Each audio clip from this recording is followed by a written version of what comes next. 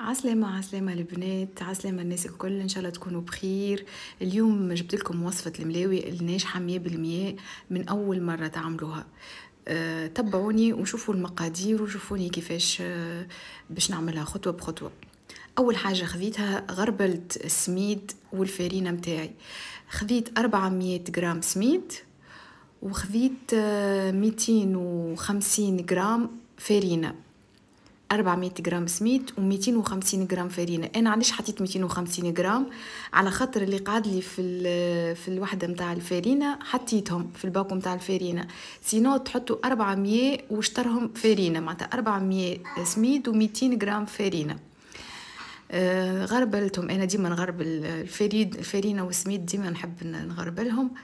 وحطيت لهم مغرفه صغيره ملح.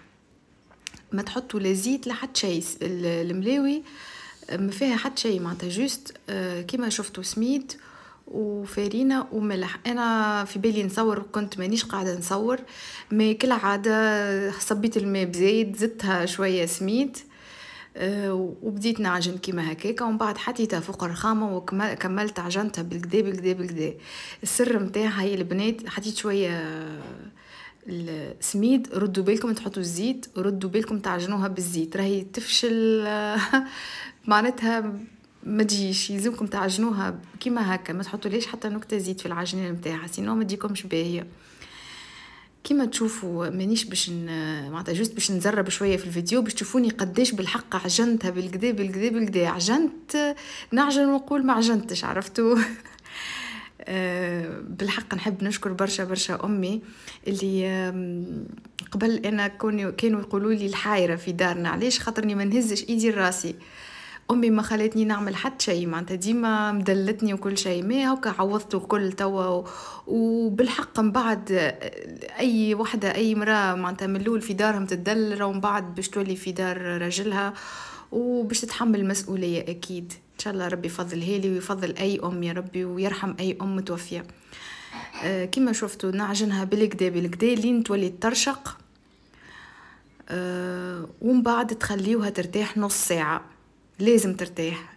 وتوا بعد ما ارتاحت نص ساعه شديت طبق انا كيما هكاكا، حطيت له شويه زيت وقسمت العجينه متاعي كويرات كويرات صغار على كبر الملاوي اللي نتوما تحبوها صغيره كبيره.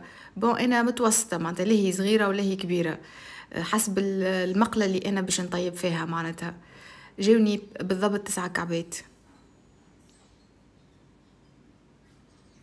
كيما تشوفوا. ما تعجنوش في المرحله هذه، ما تعجنوا، جوست تعملوها كيما هكاكا، تدوروها وتحطوها في الطبق نتاعكم.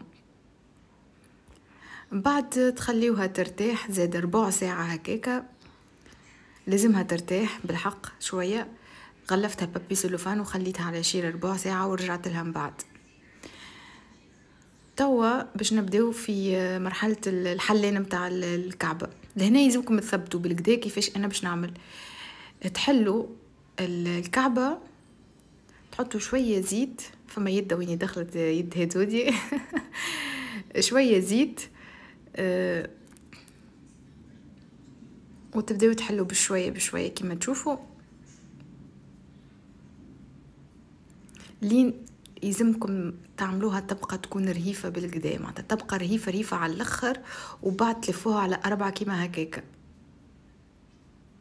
وتحطوا لها من داخل زيت. انا حطيت زيت زيتونه من داخل، ومن بعد تحلوا الكعبه نتاعكم، معناتها ما تخليوهاش خشينه، خاطر هكاكا تجيكم خشينه، لازمكم تحلوها شويه باش تكون العجينه كيما اللبانه، معناتها تبدا هكا بالسيف تمشي معاكم، على خاطرها بالحق طريه وكل شيء، وبالزيت ديما ترجع معناتها دونك وسعوا بالكم هكاكا وحلوها سورتو في الجناب، ما تخليوهاش خشينه، وتحطوها في الماء. طب باش نوريكم كيفاش باش نهزها، سهله برشا، تهزوها كيما هكاكا ما تخافوش منها، وتحطوها في المقله. توا لهنا باش نخلي الصوت باش تسمعوا بالحق التشتيشه نتاع كعبه الملاوي. كيفاش تخليوها تطيب بالساعه اول حاجه على الشيره الاولانيه من غير ما تقلبوها، ومن بعد تقلبوها على الشيره الثانيه. جوست قلبتين برك نورمالمون، ما تقلبوش برشا، جوست انا راني كي نقلب فيهم كيما هكايا باش نوريكم كيفاش الكعبه كانت. على خاطر كان تقلبوها اكثر من مرتين 3 مرات تنجم تيبسلكم، هذاك علاش هي تيب على الشيره الاولى ومن بعد تقلبوها على الشيره الثانيه وكاو تكون ديجا هي طايبه الكعبه. الغاز نتاعكم يكون سخون بالكدا، اما مش سخون على الاخر، معناتها يكون ما نعرفش كيفاش الجيزان نتاعكم، مثلا في 7 ولا في 8 هكاك، في 7 باهي يكون معناتها، ما حسب الغاز نتاعي انا، ما نعرفش كل واحد وكيفاش الغاز نتاعو. نوريكم لهنا كيفاش الكعبه، ما شاء الله بالحق بنا ما نحكي لكمش، والكعبه مورقه بالكدا بالكدا بالكدا. شوفوا كيفاش معناتها من غير ما نحكي نو كومنت، معناتها كيما تشوفوا كيفاش الكعبه مورقه بالكدا بالكدا. من غير ما نزيد نحكي اكثر على الكعبه، خاطر هكا تشوفوا التصويره تحكي وحدها. فوالا وريتكم كعبه اخرى كيفاش زاده كيما تشوفوا. وانتم ليكم حريه الاختيار، تحبوا تعملوها ساندويتش حار هريسه وعظم وتن وجبن، ولا تحبوا تاكلوا بها زيت زيتونه وعسل وفطور صباح، ولا حسيلو بسلامه.